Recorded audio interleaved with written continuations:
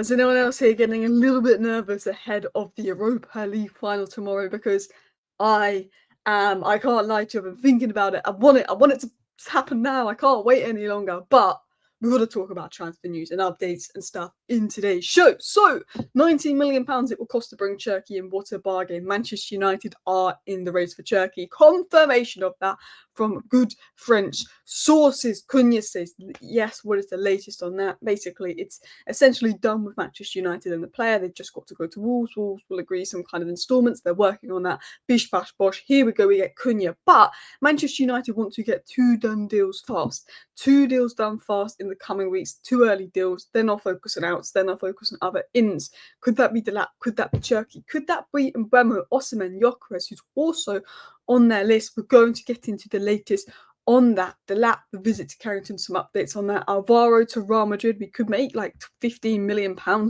off Alvaro going to Real Madrid with our sell-on clause, which is pure profit, which would give us an extra probably 40 odd million to spend in the window if pure profit multiplies like I think it multiplies, because I read something that it kind of multiplies like that. I don't know if that's true.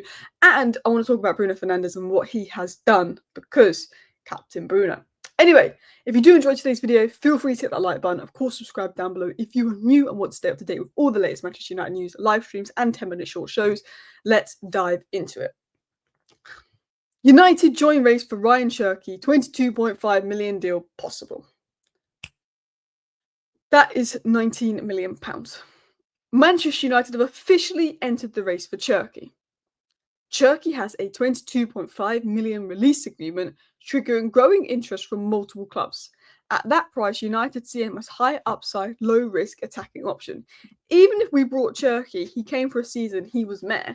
I still feel like because of his stocks at Lyon, you could sign him for 19 million and then just sell him for 30 million the next season if he did flop. Do you know what I mean? Like, I can't explain it. It's like 19 million for a 21-year-old that everybody knows is really good, really skillful. You know, there is questions over work rate and stuff, and obviously Cunha's not got the best work rate, so Cunha at one side, Cherki the other side work rate. There's questions around that, of course, that might concern people, but he's an absolute baller. His technique, his control, his ability in tight spaces, his technical ability is just immense. And for £90 million, you go for it. Would I rather Brian Mbeumo? Yes, and Mbeumo maybe £50 million because he's got 1 year left on his deal, but Cherki realistically is probably more of an option. And French sources have confirmed we are officially in the race for Cherki. So it's not just we've been linked to Cherki because we played Lyon and he's a good player and available on the cheap. We are actually in for Cherki. We like him. There's other Premier clubs in for him. Premier League looks the most likely move. A £19 million deal. United are officially in for Cherki. Now, we don't know where Cherki wants to go. We don't know who's leading the race for Cherki. But what we do know is United are in the race. In terms of Cunha, I'm not going to spend too much time on this because we're bored of Cunha news. But basically, he said yes. I mean, is that news? I don't know. Manchester United will now approach Wolves to activate the £62.5 million clause. Club will propose payment in instalments. Done deal. Deal nearly done on the player's side. Cunha has said yes. Just final details left to clarify before full agreement. So Cunha has said yes.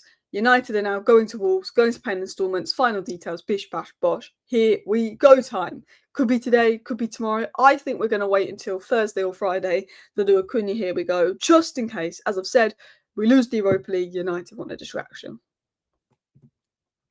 So, I touched upon this in my video yesterday, so I won't spend too much time on this, but I want to give you a recap on the Delap news, because Delap might be going to Carrington to have a look around, essentially. This was said by Laurie Whitwell, who is one of the best sources of information when it comes to Manchester United news, and he said, United executives met in person with Liam Delap over a potential move. Ipswich Town granted him permission to travel to Manchester. The player was given a first-hand look at life around Old Trafford and what the transfer would involve. So Delap was visiting sort of Old Trafford. I'm assuming he got a little visit of Carrington, a bit like what we did with Jude Bellingham all those years ago. Ipswich are letting Delap look at Chelsea, look at Manchester United, look at numerous clubs to make his decision. It was also said by Sky. Oh, get this up. Manchester United are currently leading the race to sign Delap. Delap's final decision will be influenced by whether United qualify for the Champions League, which I don't like. I don't want Delap only coming here because we're in the Champions League. The way I look at it is Gyokeres is who we go for if we get Champions League. Delap is who we go for if we're not in Europe. We can't afford Gyokeres if we don't get Champions League, and we probably wouldn't be able to get Gyokeres without Champions League. I've always seen it as, if you get Champions League football, you go for Gyökeres. He's probably going to go to Arsenal, but you go for Gyökeres. If you don't get Champions League football, you go for Delap, because you've got to be realistic. If Delap only wants to come with Champions League football, if we don't get Champions League football, there's no to Gyökeres, there's no to Delap, and Osimhen would come, but we're not willing to pay Osimhen's wages. So that is the big question in debate. Do we go for Jonathan David? Do we go for Mbeumo and not play him striker? But then if we don't sign a striker, we'll be stupid. So that's the question. I like Liam Delap, but he's very much my option if we can't get Gyökeres, and we won't be able to get Gyökeres without European football. So that's the way I look at it. But apparently we are favourites for Delap. We are most advanced, but he's waiting to see just how the rest of the season pans out with, Chelsea, Manchester United, European football. And look, you can't blame Delap for that. But as a Man United fan, it's frustrating because he's probably someone I'd bring in without European football, because financially that's what we could do. But I want to get 2 deals done fast. They are working on the Delap deal. They've had meetings with him. They've given him a tour. They're working on that deal. Man United are working hard to convince Delap to come. And we have recently overtaken Chelsea as favourites to sign Delap, but that could all change on Wednesday. Manchester United want 2 quick signings within the first week of the window, with a number 9 and the other priority area to strengthen it. Remember, the window literally opens beginning of June because of the Club World Cup. It opened really early. Manchester United essentially want 2 signings done in the next 2 weeks. One is Cunha, who is number 2. Now, number 2 for me is probably Gyökeres if we win the Europa League and we push for him. If not, it will be Delap. If not, maybe we're looking at Mbeumo as the second one. But we want to get 2 deals done early. And Laurie Whitwell, who, as I've said, is a very good source of information, confirmed these are the other forward options that we want to get on top of Delap, Mbeumo, Gyökeres, and Osimhen. So Cunha's number 1, and the second target we want to get done in the next 2 weeks is either Mbeumo, Delap, Gyökeres, or Victor Osimhen. From what I assume, these are the other options. Osimhen we could only afford with Champions League because of his wages. Gyökeres we could only afford with Champions League because he only wants to come if we have Champions League. Mbeumo, we could get him without Champions League, but there's a lot of competition. Arsenal, Newcastle, they'll be in Champions League next season. Would he rather go them, or could he be presented the United project? The one thing with Mbeumo is, again, we can present, look how Ruben Amorim plays compared to Eddie Howe and Arteta. Ruben Amorim's style suits you more. That's maybe the one thing we could use. Continuing into other stories. Alvaro wants to join Real Madrid. Real will approach Benfica after their final. Benfica want 50 million euros. I think Benfica will get about 30 million quid, which is about 40 million euros. Manchester United, was just under 40 million euros, have a 40% sell-on clause, according to some reports.